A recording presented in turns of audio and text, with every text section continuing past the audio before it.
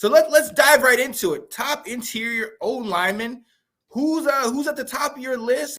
So like I said when we were talking the tackles, if we're including Peter Skronsky and Paris Johnson Jr. because they both have the ability to play guard, and Skronsky's maybe a little more built for guard, they'd be 1 and 2 for me. I do expect them both to be drafted as tackle, though, so I kept them off my top 5 here.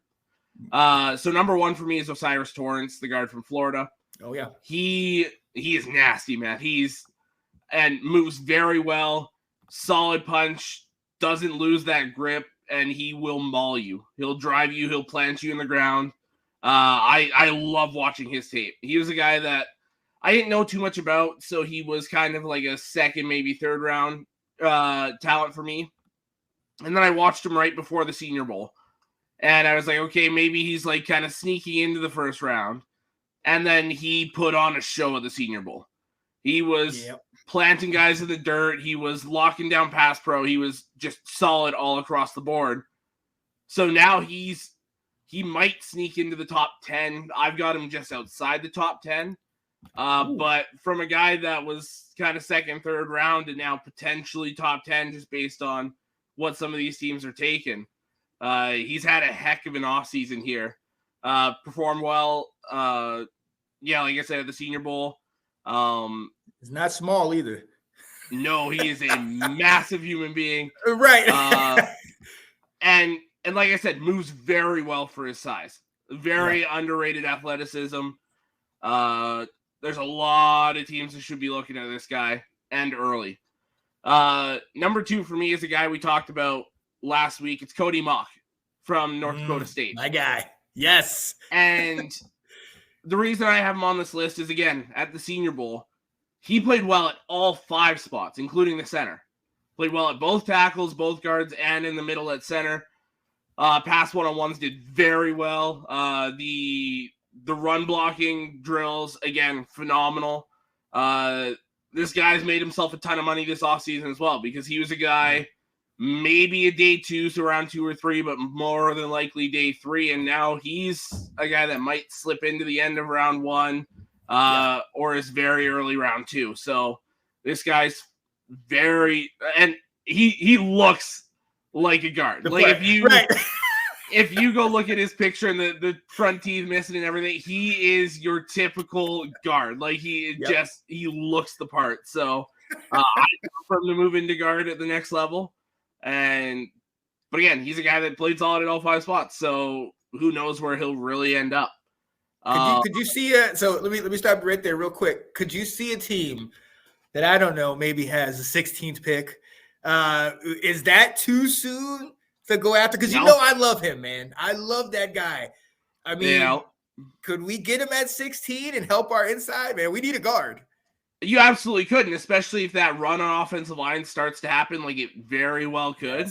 Because you look like Vegas at 7, Atlanta at 8 could realistically go offensive line, Chicago at 9, Tennessee at 11, Houston at 12, the Jets or Packers, whoever's picking at 13. The Patriots at 14. Like there could very well be 6-7 linemen gone in the first 20 picks. And if that happens, Cody Mock is absolutely one of them. So him at 16 is not out of the realm of possibility.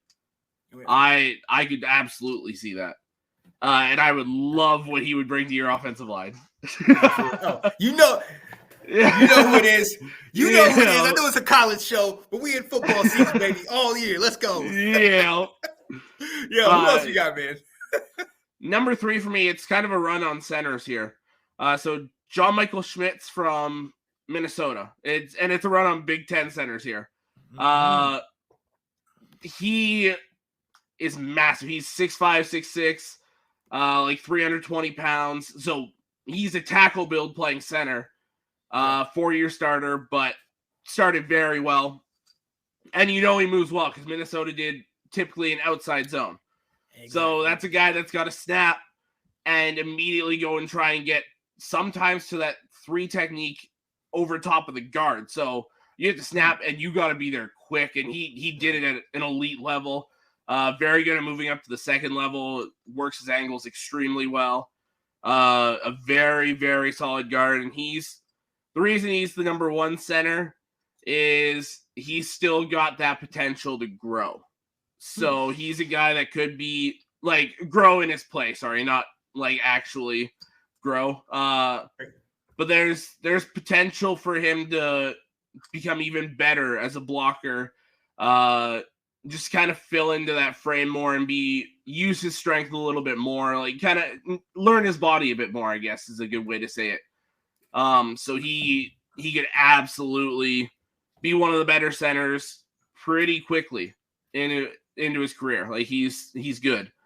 Number 4 for me is Luke Whippler, the center from Ohio State.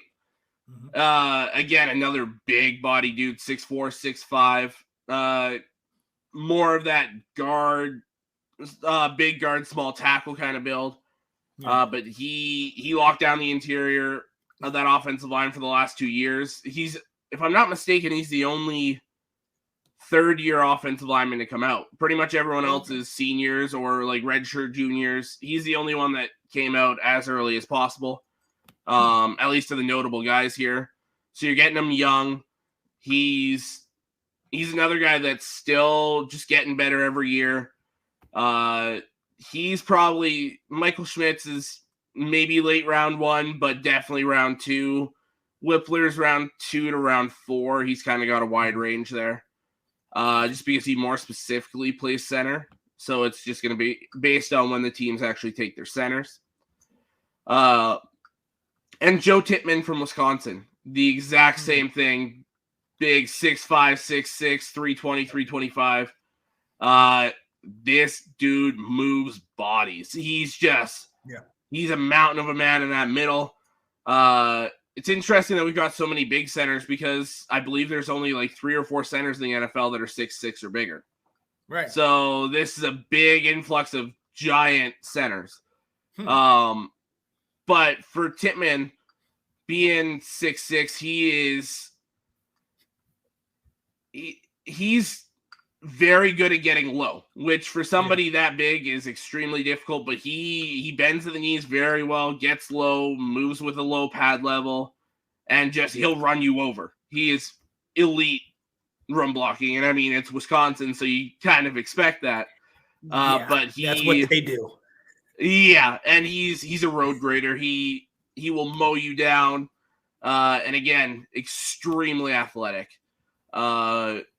Sneaky athleticism, able to, just like Schmitz, get to that second level quickly, get out to that 3 tech if need be. He's a good puller from the center position, which is very difficult to do, to be able to snap, and as you're snapping, turn and get going is extremely tough to do. He does a very good job of it. So yeah, those 3 Big Ten centers round out my top 5.